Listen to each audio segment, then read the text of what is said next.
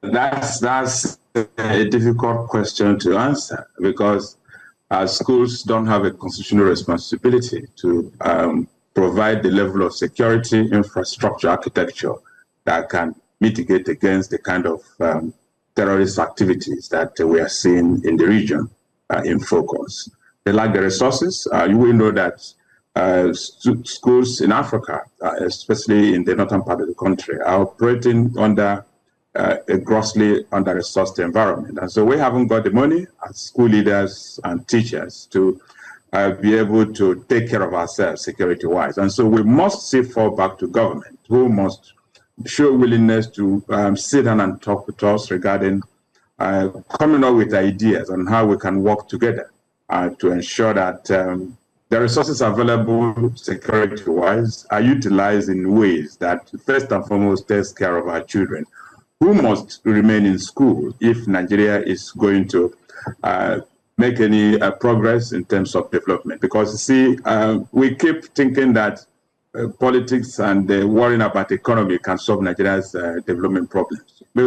Those of us who do research with respect to international development, we know that education remains the bedrock of development. Until we are able to get our politicians to recognize how indispensable good quality education that is provided uninterruptedly to children, how indispensable that is to moving the country forward. We won't be able to get anything, working for our country. But it doesn't look to me so far that politicians are committed to making things happen the way they should happen. They are more interested in what they can put in place to hang on to power rather than trying to get teachers, other school stakeholders to work together to ensure that our children remain in school. So by way of summary, blessing, the point I'm trying to make is that we shouldn't push the responsibility for providing security that enables teachers and students to work in the school system to teachers and to parents. We haven't got the money, we haven't got the infrastructure. Government must continue to shoulder that responsibility. We can only help them with information, with assistance in terms of cooperation to execute whatever plans they have in place. But definitely, we don't carry guns and we don't drive armored cars. All right, thank you so much, Dr. Peter. Let me come to Mr. Obiora now. What gaps would you say exist in intelligence, in coordination, or even response that allow for these level of mass abductions to occur and keep occurring despite the alerts? Thank you, Blessing. If you can hear me clearly. Yes, please go ahead. Yeah, the gaps that exist has been there all along. What has happened of recent, which we can call the crescendo of it, did not start today.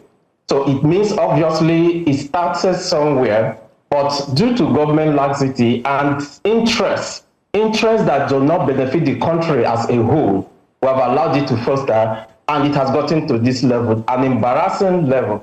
A situation where you get to a point where another country's head, the head of another country, has the audacity to label your own country a disgraced country. You get to do an introspection and find out what could lead to this. What could lead to this? Now, you are shutting down schools, within just by fiat, without considering certain things. Now, these are federal schools. Let's even look at them. A federal school is a school that's supposed to be constituted by students and people from different parts of the country. Let's even take the 6 geopolitical zones, if that is that. But in real sense, you have students from the 36 states of the federation. Now, one other thing again is that, just like my colleague there said, the school is not equipped to protect the children, right? I, the parent, am not equipped to protect the children. But I sent my child there because I believe that is the only institution, the only place designed by government to relieve me of this particular aspect of not only training my child, but also protecting my child. Now, that has become the first call that you made to shut it down, leaving the burden on me and the society. Forgetting that the children, if it was really a federal school, would be traveling to different states, different places, being exposed, you understand me, to the same insecurity that you are talking about, that you are actually is the reason why you push them out of the gate of where they should be secured. So the question is, what has been happening? Why has this continued? Let's take, for example, these are institutions that should be protected by the Nigerian taxpayer money, which is the same taxpayer money that is also used to pay the military, the paramilitary, whose primary responsibility are to protect lives and everything and the society in general, lives and property. Why are they not doing it? Why have they not been doing it? What are the military doing all these years of all this insurgency, armed banditry, terrorism, kidnapping? What has the military been doing? And if the military has actually been working, why do we have this on ground? If we have this on ground, does it mean the military has not been working? Then all the rewards, all the budgets for security, all the budgets increased year in, year out. What is it used for? Where does it go to? If we cannot protect even our little school children, those are the leaders of tomorrow. Those are the children that are coming to lead this country. And you are telling them plain and clear, look, we can't protect you. That is the simple language. But the most annoying one is that calling for the shutting down of this federal school is actually giving in to the terrorists. You are giving in to them. You are telling them that they are winning and they have won. Now, if you say they have not won and you have not given in to them, what did you do? What have you done? Why does the simple soft elements become targets for them? And these are all these elements, soft targets and all that, which are your own constituents, all belongs to you. Do you know it takes a minimum now for today's cost, minimum of 10 million to train, equip, and maintain a single soldier in the Nigerian armed forces? Minimum. Now, you train such a person with such an amount, train the person to different institutions, different levels, and all that, with such an amount. And you have ragtag terrorists, ragtag bandits, routing your soldiers, routing your military institutions, and embarrassing them. Clear cut. People who are not trained like them, people who are not refined, neither in welfare, neither in communication, nothing. Yet, they rout you day in, day out, embarrass you, and you feel cool. I don't think the optics doesn't look good. We need to go beyond this. Now we have closed the school. The question is, what is going to be done before those students come back to school? What will the government do? The money is there. Who are eating the money? Who are the contractors? What in military? And this is in our political leaders. Tell us, you've closed the school. We agree you have been proactive. You have, saving our children and, reducing our attention. Are you saying the children will sit at home? If not, when they come back, what are they going to meet on ground? What is going to be different? Okay, sir.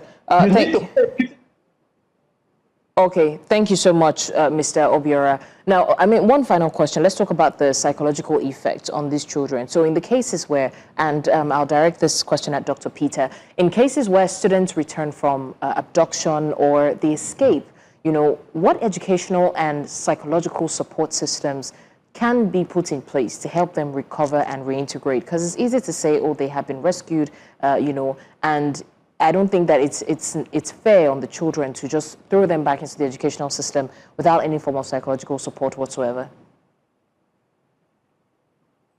The fact you have to grapple with is that, unfortunately, this is a country that has not proactively thought about the possibility that things like this will happen.